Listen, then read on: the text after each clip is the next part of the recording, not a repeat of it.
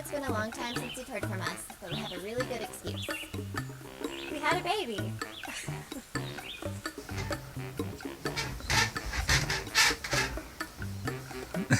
It's pretty good.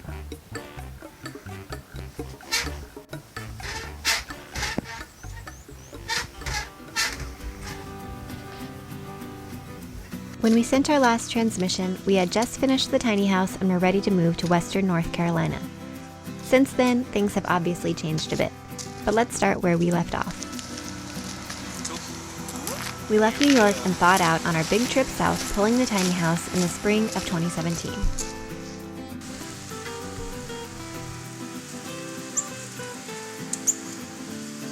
Our brief stint on the road with the tiny house inspired us to make many comparisons between RVing and cruising on a sailboat.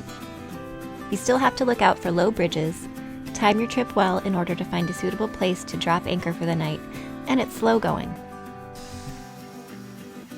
So today's our first day pulling the tiny house with our older F-250 with our V10 engine. And things not normally good on gas, but it's definitely not good on gas pulling the house.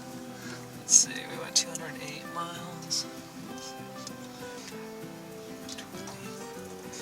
3.5 gallons. So for the last 200 miles, we averaged 7.4 miles to the gallon, which is not so good. It's an expensive trip. Unfortunately, there's no option to turn off the engine and quietly float to your destination. Just successfully made it to our first campsite. I'm not sure exactly how many miles we did, but we were on the road for about 10 hours today probably. What, in a normal car probably would have been a 7-hour drive, took us about 10 hours. But everything went well, the house made it in one piece. Didn't lose any shingles or anything. I guess it was a successful trip.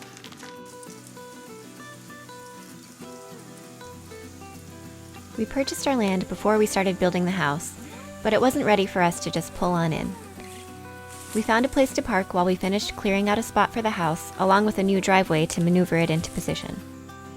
It took 3 weeks before we thought it might be ready for us to attempt hauling the tiny house in. We're on our property in Asheville. John is down there cutting down trees with a chainsaw. I'm super nervous about it because it's quite dangerous, and I don't know, he's done it before but not really that much. So one tree just went down without incident, but there's quite a few more to go. So he promised to be careful. We knew it was going to be a lot of work, but I'm not sure if we counted on it being such an ongoing process that we're still working on today. Most of the work was done with hand tools and a chainsaw, but we did bring in some heavy equipment on occasion.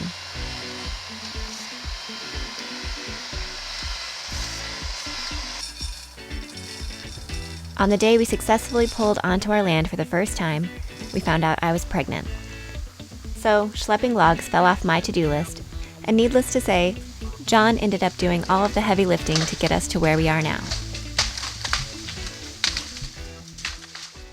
After we got our driveway in that night, it rained a ton, so our solid driveway kind of became a mud pit.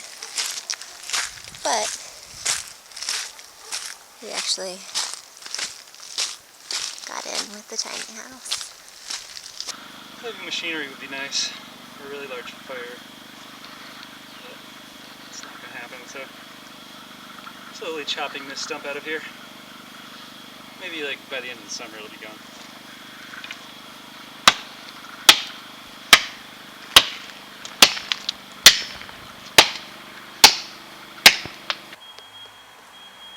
By the fall, we finally had a relatively hard-packed drive and the tiny house in a good level spot. It took a few rounds of pulling the house out and back in, and too much money poured on the ground in the form of gravel just to watch it all wash away. But we were satisfied and ready to put down roots while we waited for Everett to join our tiny household in November.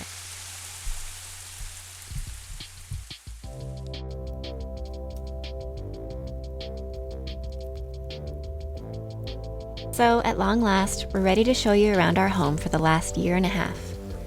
Our tiny house is built on a custom trailer designed by Tumbleweed and is 18 feet long. For simplicity's sake in the interior, we didn't build out over the wheel wells, so the inner width is only 6'7". The total square footage is just around 175 square feet, including the lofts. We designed the layout based on our experience living in what you could deem our first tiny house, Baby Blue. We knew we didn't want a lot of convertible furniture pieces, because from our experience, it's not as easy as it seems to change things around on a regular basis in a small space. And all of those cool features tend to go underutilized and unappreciated.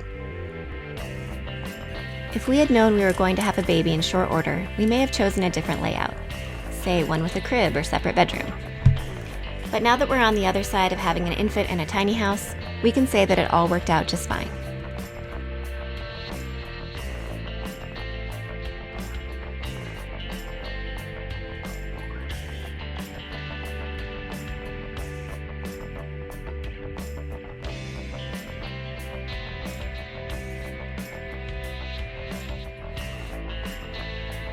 One of our must-haves was a large sink so we wouldn't have to do the dishes 3 times a day to avoid a pileup on the counters, and plenty of floor space to allow us to maneuver around each other and help alleviate the feeling of being confined.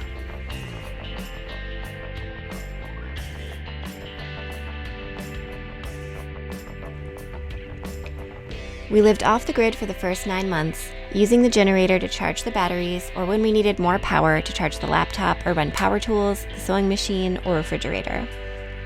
But to look inside, you wouldn't know we weren't plugged in.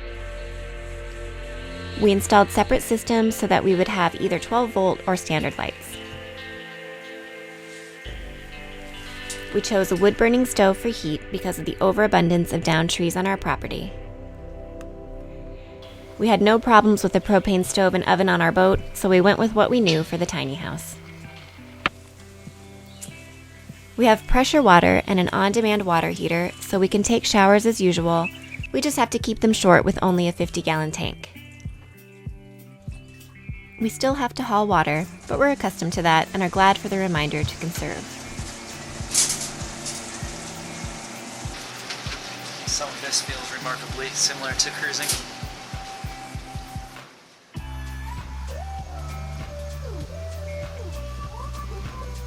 We had power and internet run to the property the week after the baby was born, just in time. Not having cell service was becoming a problem with all of our new parent calls to the nurse during the first month. But so far, having a baby in the tiny house hasn't been a big deal, though it may be a different story as he becomes more mobile. On the one hand, he's within arm's reach of all kinds of things that could pose a danger to him, but on the other, one of us is always within arm's reach of him.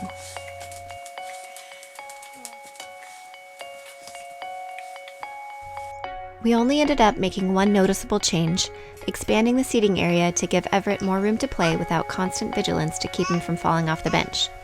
It also provided Penny with a space in the house that was hers alone.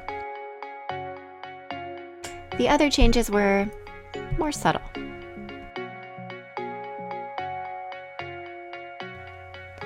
We said from the beginning that babies don't need all of the stuff we're sold for them, and I still think that's true.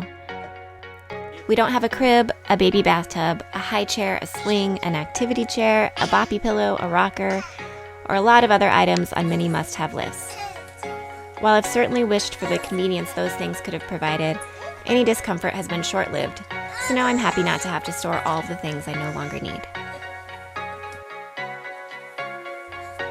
It's hard to imagine that less than 200 square feet is enough room for 4 souls, but we've made it work for 8 months and counting.